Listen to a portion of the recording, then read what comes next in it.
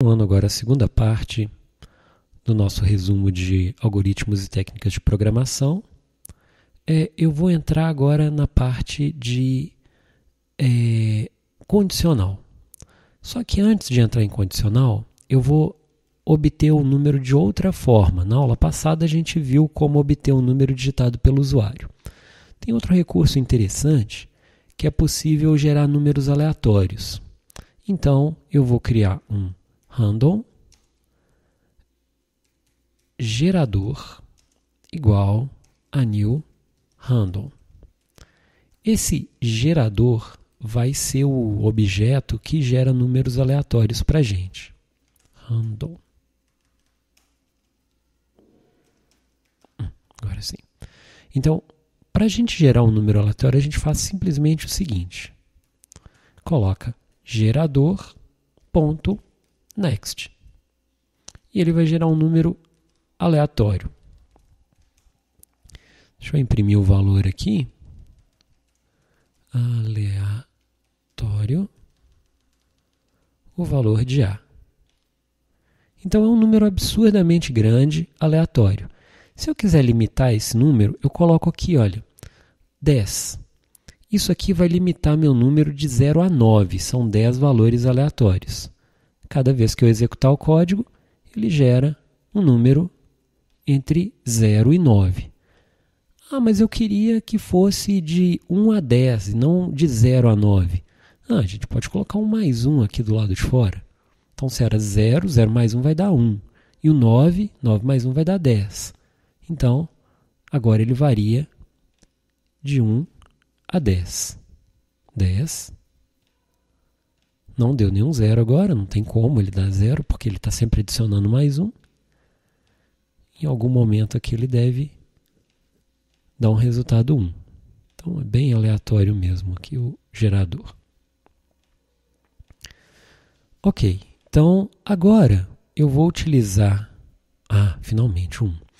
Agora eu vou utilizar os meus números para introduzir uma ideia nova aqui.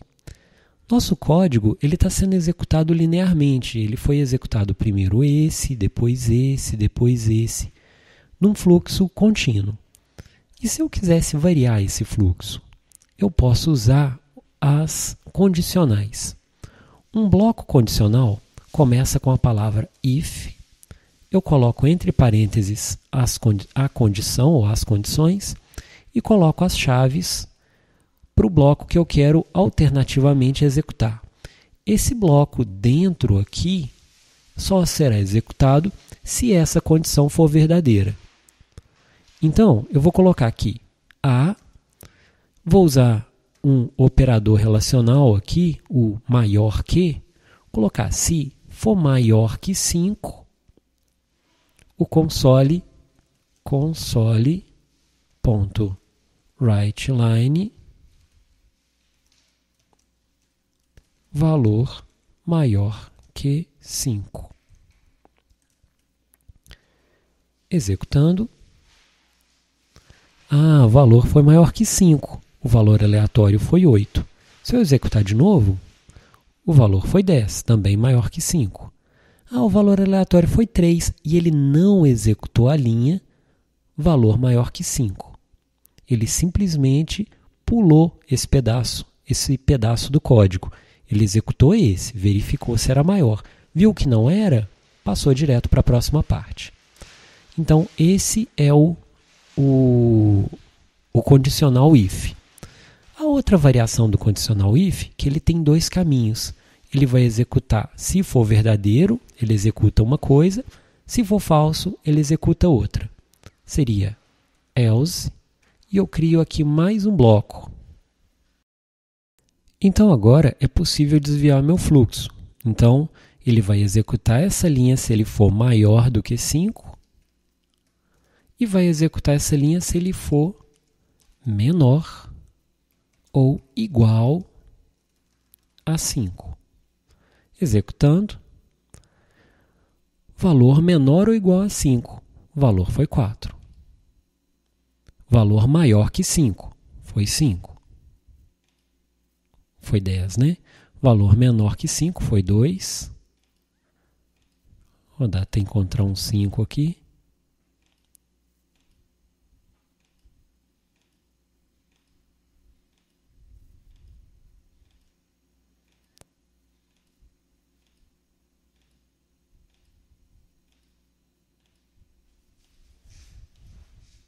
O 5. Passei. Né? Então, o 5 também ele considera essa linha aqui de baixo. Muito bem. Então, eu posso fazer isso não só gerando valores aleatórios, mas como também pegando um valor que o usuário digita, daquele mesmo modo que a gente viu na aula passada. Posso fazer aqui um int b, fazer um parse primeiro, ponto parse, e fazer um console.readline para que o usuário possa digitar a nossa variável. Então, aqui fazendo o usuário digitar, eu estou verificando o B, não estou verificando mais o A, digita um valor, né? Então, vou digitar aqui 5. Ele vai falar, o valor é menor ou igual a 5, no caso foi 5, o valor, no caso aqui não é aleatório, né? Eu preciso mudar esse texto. E pronto, a gente consegue tanto obter um valor randômico, aleatório, quanto um valor digitado pelo usuário. Nos slides da disciplina, vocês vão encontrar algumas atividades que utilizam isso. Por exemplo, o jogo de par ou ímpar. Ainda continuando com a ideia de condicional, é possível criar um condicional dentro de outro. Deixa eu dar um exemplo aqui de que o usuário precisa digitar o login. No caso, não vai ser um número, vai ser um texto mesmo. E uma senha, string. E uma senha também que vai ser string. Então, vou colocar aqui senha igual console.readline. Posso fazer uma interface com o usuário aqui para conversar com ele, console.writeline. Digite login. E aqui console.writeline, digite uma senha. Para verificar se o usuário digitou corretamente, eu faço se login, suponhamos que um login seja uma palavra específica, por exemplo, eu quero verificar se o usuário é o João e se a senha dele é 123.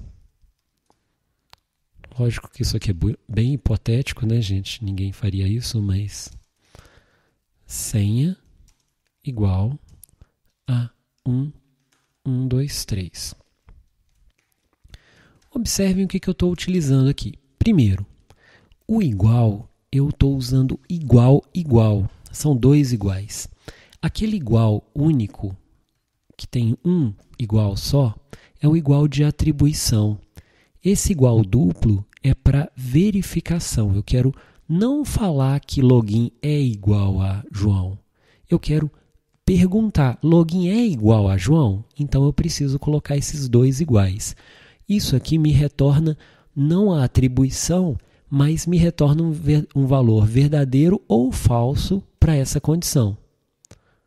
Se tiver digitado João, ele vai retornar verdadeiro. Caso contrário, vai retornar falso.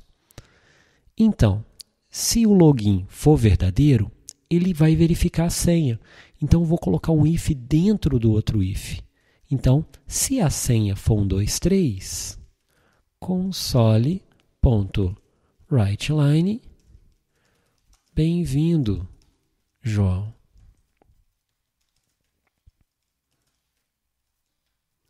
Caso contrário, else. Se a senha estiver errado, isso aqui vai ser executado. Mas o login estava certo.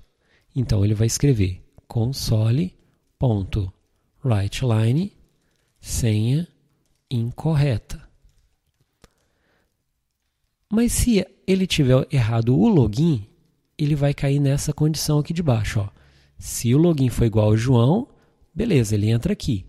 Caso contrário, ou else, se não, ele vai entrar aqui.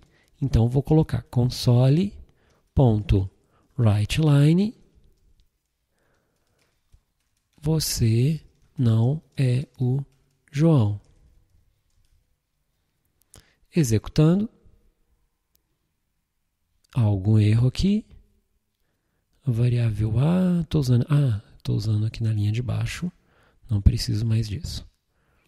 Então, digite um login. Vou colocar aqui Marcos. Enter. Digite uma senha. 1, 2, 3, 4. Você não é o João. Executar de novo. Colocar João. E a senha eu vou colocar 1, 2. Senha incorreta. Vou colocar João 1, 2, 3. Bem-vindo, João. Então eu consegui aqui os 3 casos que a gente cobriu com esse if, com um outro if por dentro. O nome disso é if aninhado, um dentro do outro.